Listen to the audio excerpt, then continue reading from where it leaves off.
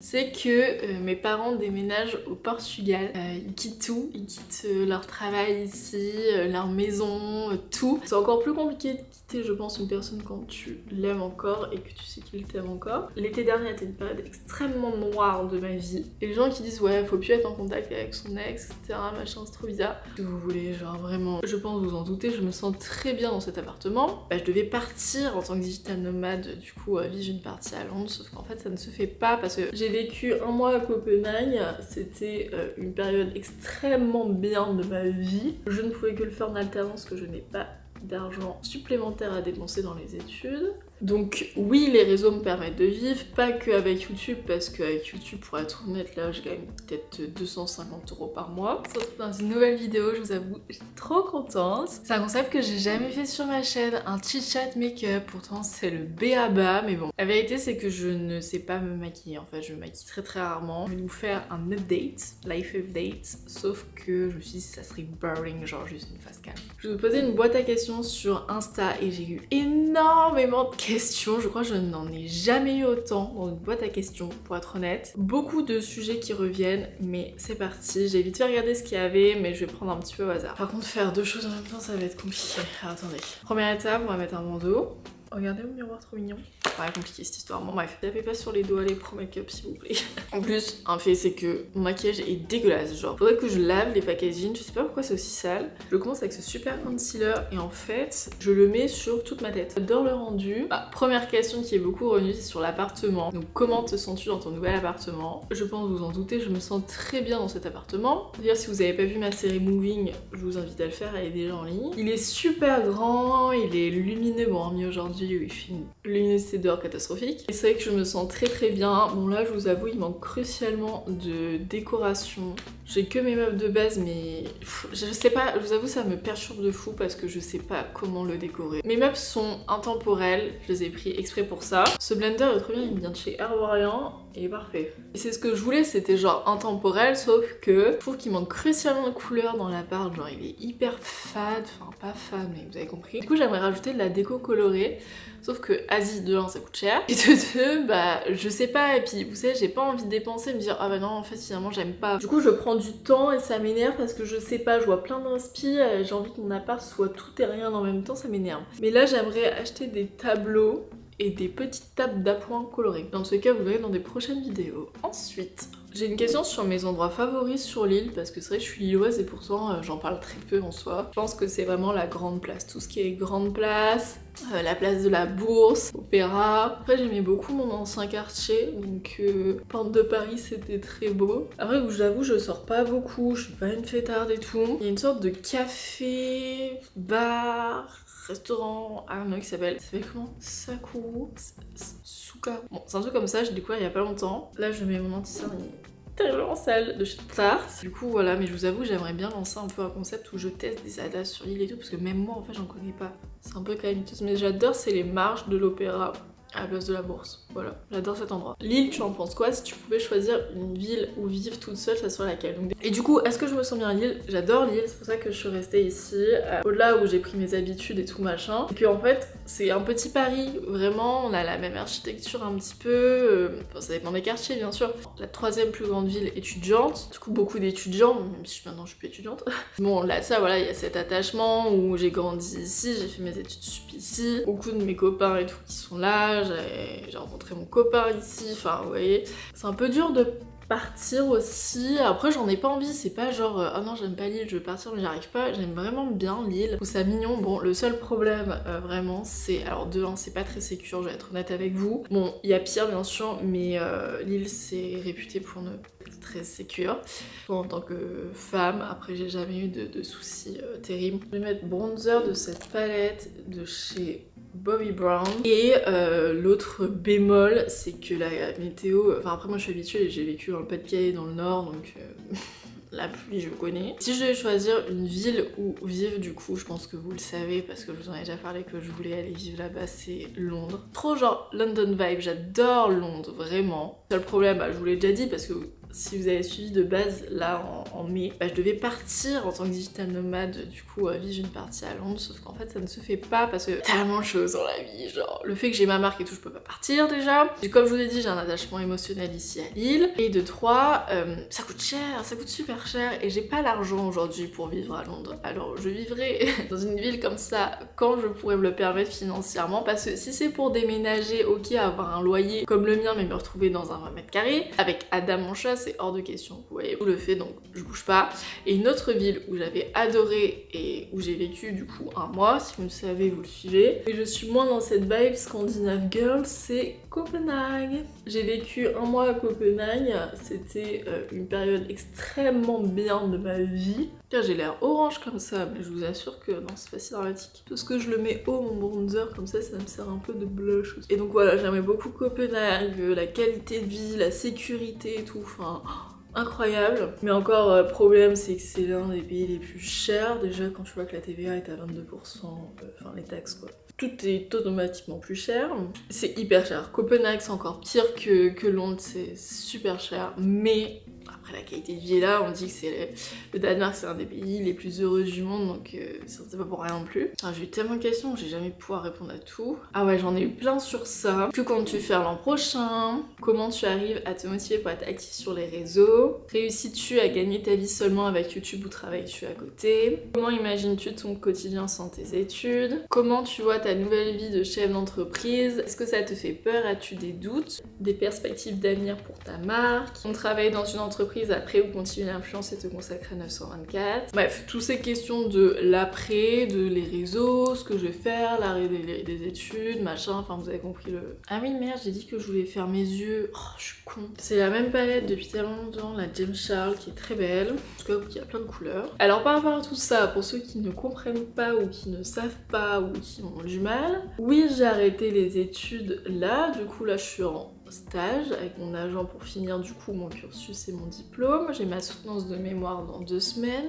Mais après ça, du coup, je serais vraiment entre guillemets débarrassée des études. J'ai décidé de ne pas continuer en master pour la simple et bonne raison que de 1, je ne pouvais que le faire en alternance, que je n'ai pas d'argent supplémentaire à dépenser dans les études. Surtout que je n'ai pas envie de m'endetter avec un prêt. En fait, je ne voulais pas faire d'alternance parce que ça fait déjà bientôt 3 ans, enfin plus, que j'attends d'arrêter les études parce que je suis tellement frustrée d'allier études, vie sociale, vie genre normale, réseau, montage vidéo, marque, trop de choses. Je ne vivais plus, vraiment, j'étais juste un robot. J'ai juste envie de me consacrer à plein temps, d'arrêter d'être frustrée, de pouvoir genre organiser bien mes journées, surtout d'avoir de la liberté dans ce que je fais, ne pas être contrainte, etc. Et surtout que quand on est en études de communication, marketing, etc., je vous dis, au bout des 3 ans, on n'en pouvait plus, genre les sautes, les pestels, c'est bon, on les a fait. Les 2 premières années, à la rigueur, bon, c'est utile parce que t'apprends à ce que c'est, tu fais des cas pratiques et tout, mais après, genre, c'est que rabâche le truc. Continuer en master, pour moi, je voyais pas d'intérêt, hormis si c'était en alternance. Être salarié, enfin non. J'ai créé mon entreprise, ce n'est pas pour à côté devoir être salarié, surtout que je peux très bien vivre de mes réseaux parce que c'est ma source de revenus et c'est grâce à ça qu'aujourd'hui je vis depuis 4 ans. Donc oui, les réseaux me permettent de vivre, pas qu'avec YouTube, parce qu'avec YouTube, pour être honnête, là je gagne peut-être 250 € par mois, je ne vais pas vivre avec ça, mais avec les tout cumulés, donc bien sûr les réseaux, donc YouTube qui me paye, et que YouTube d'ailleurs qui me paye. TikTok, j'ai dû gagner 30 € grâce à TikTok depuis que je l'ai créé. Et sinon c'est surtout l'influence, d'où le fait que je fais relativement beaucoup de collaborations, même si c'est pas pour l'argent, c'est parce que je travaille avec des marques que j'aime, c'est des opportunités de fou que j'ai. Enfin, je pense que vous voyez, mais toutes les marques avec qui je collabore, ce sont des belles marques, des marques que j'utilise quotidiennement dans ma vie, etc. Et aujourd'hui, l'influence paye bien. Pourquoi? En tout cas, même moi, parce que j'ai pas tant d'abonnés que ça finalement. Enfin, j'ai 30 000 sur Insta, 60 000 sur YouTube, et je suis une micro, vous voyez. Mais en fait, quand t'as un bon agent, et surtout mon profil est très marketing, c'est-à-dire que je suis... déjà, j'ai un contenu hyper lifestyle qui touche un maximum de gens, et ma communauté, donc vous, merci, vous êtes très engagés, c'est-à-dire que j'ai vraiment une relation très, vous savez, pas intime non plus, mais vous voyez, vous connaissez beaucoup de ma vie, vous savez que vous pouvez me faire confiance. Parce que je suis quelqu'un d'authentique et pouvez avoir confiance en moi. Et du coup ma communauté est très engagée, que ça soit dans les commentaires, à m'envoyer des DM, à me suivre régulièrement sur mes réseaux sociaux, à partager, à me soutenir. C'est quelque chose d'hyper important que tout le monde n'a pas sur les réseaux sociaux.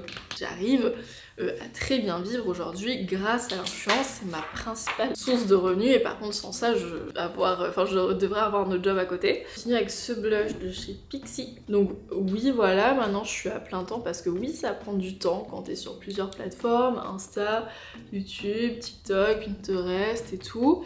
Que tu fais une vidéo par semaine, du coup tu dois filmer, après tu dois monter, après tu dois... Parce que du coup, tout ce qui influence, bah ça demande du temps, ça demande de la négociation, même si heureusement je suis accompagnée de mon agent. Et sur le reste, je fais tout toute seule, tous les montages. Bah, je fais pas de stagiaire, genre je réponds à tous mes commentaires et tout, machin, et c'est hyper important pour moi de pouvoir communiquer et répondre avec vous. Mais ça demande beaucoup de temps. Et à côté de ça, du coup, je n'ai pas que ça, j'ai le montage vidéo pour une cliente qui s'appelle Margot, pour l'instant, enfin j'ai décidé d'en avoir qu'une pour pas, voilà, encore une fois être frustrée machin truc. Et du coup j'ai ma marque qui pour l'instant est en stand-by parce qu'avec le déménagement je n'ai pas d'atelier, mais avec ma marque qui est pour le coup une autre source de revenus. Je ne fais clairement pas ça pour l'argent parce que le nombre inconsidérable que je travaille pour la marque et le ratio heure et l'argent que je gagne est minime.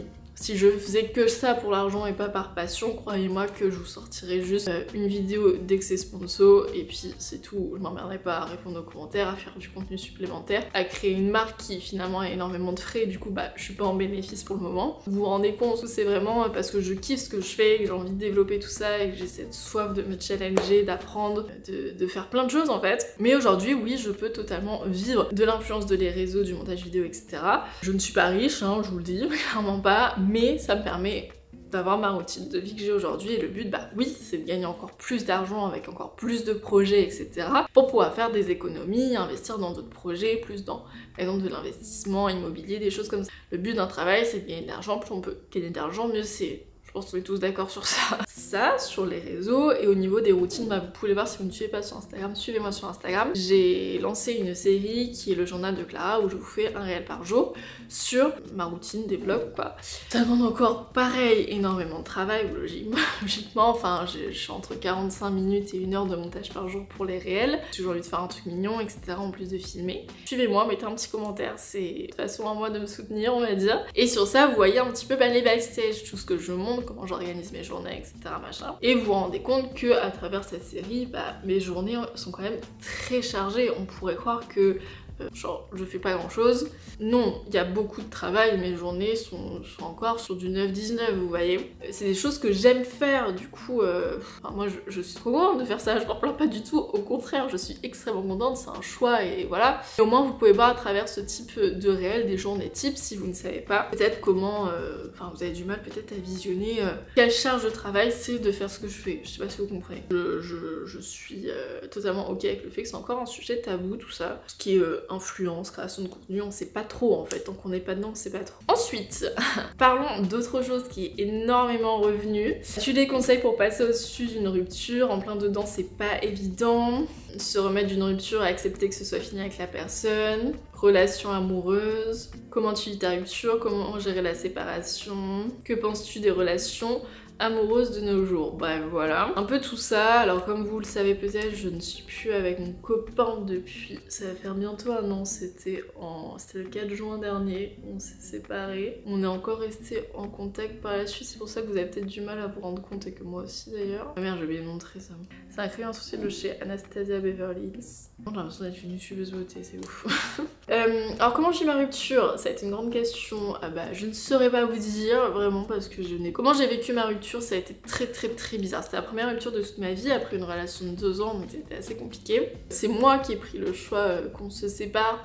Les raisons, c'est que ça n'allait pas du tout personnellement l'été dernier.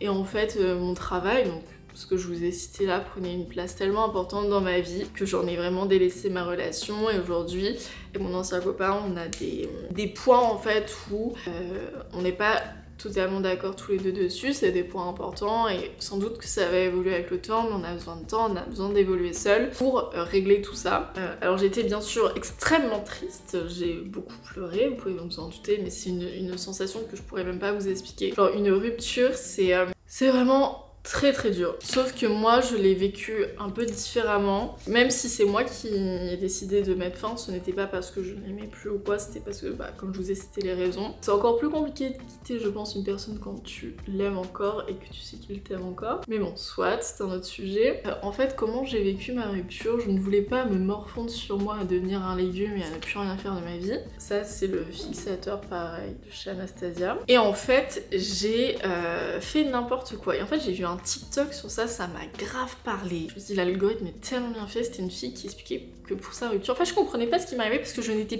pas triste. En fait, j'ai été triste quelques jours et après les jours sont passés. J'ai décidé de me concentrer, genre à me toujours occuper l'esprit pour ne pas y penser, donc ne pas être triste, entre guillemets. Bon, c'était clairement du déni et c'est pas la solution, je vous le dis. Et en fait, c'est ce que cette fille expliquait dans son TikTok.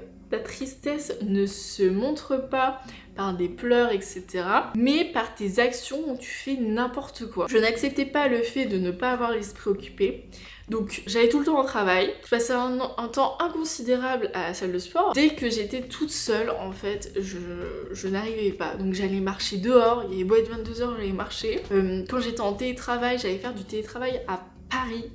Pourquoi faire? Je suis lilloise, mais bon, soit. En fait, dans toutes mes actions, je faisais, mais genre, n'importe quoi. Je prenais des trains par-ci, par-là, genre, vraiment, mais c'était pas moi dans mon comportement. L'impulsivité à mort, déjà que je le suis, mais alors là, en fait, je m'écoutais à faire tout. C'était pas une question d'aller parler, par exemple, à d'autres garçons pour l'oublier, parce que ça, pas du tout, c'est vraiment pas moi. Genre, je trouve ça pas du tout correct d'utiliser quelqu'un d'autre pour oublier une ancienne personne. Galère sur ça, donc voilà comment je l'ai vécu. En fait, je m'en suis rendu compte avec le temps que c'était un déni total. C'était l'enfer, un peu, j'ai envie de vous dire, avec du recul. Donc, l'été dernier était une période extrêmement noire de ma vie. Je préfère pas y penser, j'ai l'impression que ça n'a même pas existé en fait, genre c'est très bizarre. Et en fait, comme je vous disais avec mon ancien copain, on n'a pas coupé les ponts. Enfin en fait, là ça va faire 1 an, on a coupé les ponts genre peut-être 3 mois. Et c'était 3 mois très compliqués parce que c'était 3 mois où il me détestait. Genre vraiment il y avait énormément de haine envers moi et donc quand t'as partagé 2 ans de ta vie avec quelqu'un et qui est encore tellement important pour toi et que tu l'aimes encore tellement, que cette personne a de la haine envers toi. Donc je sais que c'était pas mal, hein, je sais très bien pourquoi il avait la haine envers moi, c'était juste qu'il essayait de passer à autre chose et de m'oublier. Et ça a été vraiment super dur. Aujourd'hui on est encore en contact. On a de la chance, c'est qu'on ne s'est pas séparés pour de mauvaises raisons. Il n'y a pas de raison de se détester ou quoi. Mon mascara, alors ça c'est un truc que j'ai reçu, c'est quoi la marque? Sophia ma belle. Il est très bien, j'aime beaucoup ce mascara. Et en fait, tu te rends compte quand tu n'as plus quelque chose de l'importance qu'elle avait pour toi et c'est exactement ça. Alors aujourd'hui quand j'en parle à mes amis et que je me rappelle j'en parlais à Marie, Clara, genre il t'aime encore énormément, c'est l'une des personnes les plus importantes pour lui et vice versa, encore totalement amoureuse de lui, mais pourquoi vous vous remettez pas ensemble? C'est terrible et c'est avec du recul, moi c'était quand 2 personnes s'aiment, ils sont ensemble et tu te rends compte que non, ce n'est pas aussi simple, t'as beau tous les 2 aimer énormément la personne, tu peux pas forcément te remettre ensemble parce qu'il y a des raisons qui ont fait que pourquoi on s'est séparés, pourquoi ça n'allait pas, qui ne sont pas encore totalement réglées aujourd'hui, alors c'est quand même une nette évolution, hein, disons les choses, plus rien à voir il y a 1 an de temps, mais ce n'est pas encore totalement réglé et ça serait inutile de se remettre ensemble pour finalement en fait que ça refasse surface parce que c'était pas totalement réglé, vous voyez, enfin j'ai pas envie d'entrer non plus trop dans les détails. Et les gens qui disent ouais faut plus être en contact avec son ex, etc, machin, c'est trop bizarre. Si vous voulez, genre vraiment, si vous sentez au fond de vous que vous en avez besoin et que c'est ok entre vous deux, qu'il y a eu énormément de communication sur ça et tout, enfin je suis là, faut arrêter d'écouter les autres. Moi j'ai tellement écouté les autres suite à ma rupture en mode oui il faut pas faire ça parce que c'est pas bien ou faut faire ça. Et en fait ça m'a mené genre nulle part, ça m'a égaré plus qu'autre chose. Et du coup maintenant aujourd'hui je m'écoute. C'était bien sûr mon copain, mais c'était en même temps mon meilleur ami, vous voyez, genre une personne qui me connaissait tellement par cœur et je l'ai vu au moment où c'est cette période de haine et tout. J'ai eu un moment où ça n'allait vraiment pas du tout dans ma vie, je vous en avais parlé d'ailleurs. Et il y avait que lui qui connaissait cette période-là, cette facette de moi, qui m'avait déjà vu comme ça, qui avait réussi à m'aider dans cette période-là. J'avais tellement en fait besoin de lui à ce moment-là et il y avait personne d'autre qui pouvait genre le remplacer et de dire que tu pouvais pas parce que t'étais dans une période où vous êtes en froid, je trouve qu'il y a vraiment rien de pire. Donc voilà où j'en suis aujourd'hui. Est-ce que je recherche quelqu'un d'autre? Absolument pas. Je vous avoue, j'ai parlé à un autre garçon en un temps. Ça a duré que quelques semaines parce que très vite, alors ce monsieur était totalement genre génial, parfait, tout ce que vous voulez. Mais en fait, je me suis rendu compte que j'étais de 1 absolument pas prête, vraiment pas. Donc c'était très mal, mais j'avais encore ce côté comparaison parce qu'en fait, je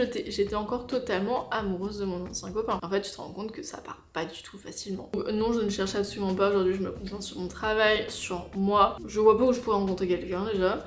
Soit, voilà. Ensuite, est-ce qu'il y a d'autres questions intéressantes? Comment tu fais tes wavy sur tes cheveux courts? Perso, je galère. C'est ça mes wavy. Merde, j'ai mis du mascara partout. Oh non, malheur. J'ai oublié de prendre ma brume fixatrice, je sais pas quoi. Bon, c'est pas grave. Je vais mettre du parfum. C'est un petit parfum de chez Zarco Perfume, une marque danoise, voilà. Je me bonbonne de parfum.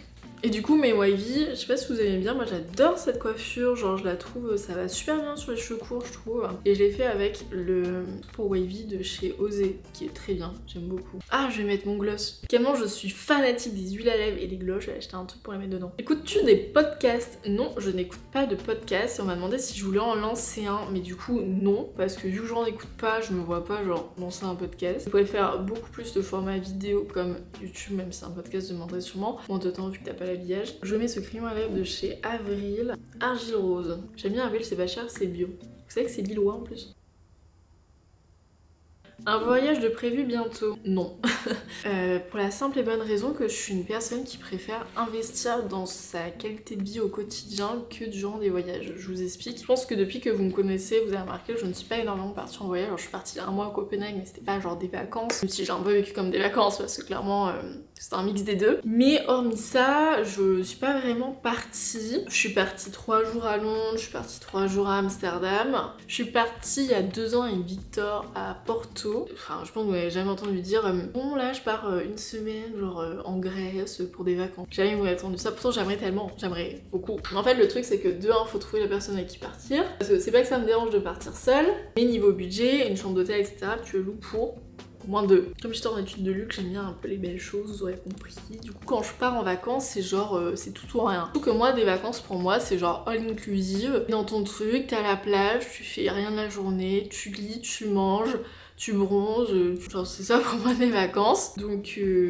faut trouver quelqu'un qui veut partir en vacances qui a la même idée que toi des vacances. Comme je vous ai dit en fait aujourd'hui niveau argent, je n'ai pas d'argent à mettre dans des vacances parce que l'argent que je gagne, je le mets dans mon quotidien, c'est-à-dire dans mon loyer, dans mon appartement, dans la déco, dans la nourriture que je mange ici, dans des petits restos par-ci par-là, ou dans des petits week-ends. En fait, l'argent que je gagne, c'est dans des petits week-ends, donc c'est plus court, c'est proche d'ici, mais niveau qualité du voyage, que ça soit avec l'hôtel choisi, les restos, comment tu profites là-bas, genre c'est plus élevé. Genre je me prive pas, vous voyez. Je vais 3 jours à Amsterdam, bah, je prends un bel hôtel, je vais manger tous les jours au resto, des choses comme ça. Je pourrais pas me permettre de faire si je pars genre une semaine, vous voyez. Donc tout ça pour dire que non, je n'ai pas de voyage de prévu, même si j'aimerais beaucoup partir. Mais ce n'est pas possible pour le moment, alors que peut-être je vous dis ça, peut-être je vais partir cet été. En plus cet été j'ai mes stagiaires qui viennent, donc je dois être présente vu que bah, je suis patronne. Mais ce qui va être trop bien, je suis trop contente, je vous le dis ici, c'est un peu, j'ai clôturé ici, c'est que mes parents déménagent au Portugal. Ils quittent tout, ils quittent leur travail ici, leur maison, tout, pour réaliser un rêve qu'ils ont depuis plus de 10 ans et ils partent vivre au Portugal. Du coup, travailler comme moi en fait, sur internet finalement. Je suis extrêmement contente pour eux, ça fait plus de 2 mois que je le sais. Ils partent en octobre, donc ils revendent tout, la maison et tout. Les gens à chaque fois me disent mais t'es pas trop triste et tout, mais je suis tellement heureuse pour eux. Genre vraiment, je savais qu'ils étaient pas malheureux, mais enfin mon père s'il était malheureux ici. Ils rêvaient de partir au Portugal, vivre au bord de la plage, profiter quoi de la vie. Maintenant ils approchent les 50 ans et genre c'est vrai qu'ils ont cette envie de profiter un maximum à deux. Ils sont complètement fans du Portugal depuis plus de 10 ans, ils ont plusieurs fois par an etc. Ils ont décidé d'emménager là-bas. Donc là pour l'instant de prendre une location et idéalement acheter. Je suis extrêmement contente pour eux, mais du coup c'est une raison, c'est que du coup ils vont avoir un pied-à-terre là-bas au Portugal. Bah ça veut dire que moi j'aurai aussi un pied-à-terre là-bas. Donc si je veux en vrai des vacances en mode besoin de soleil, de me reposer, la plage et tout sans dépenser un rein, bah j'aurai mes parents en fait qui habiteraient là-bas. C'est un truc de fou, j'arrive toujours pas à m'en rendre compte. Mais du coup tellement contente, et eux inversement quand ils veulent rentrer en France et que maintenant j'ai mon grand logement, bah ils pourront venir loger sur l'île etc.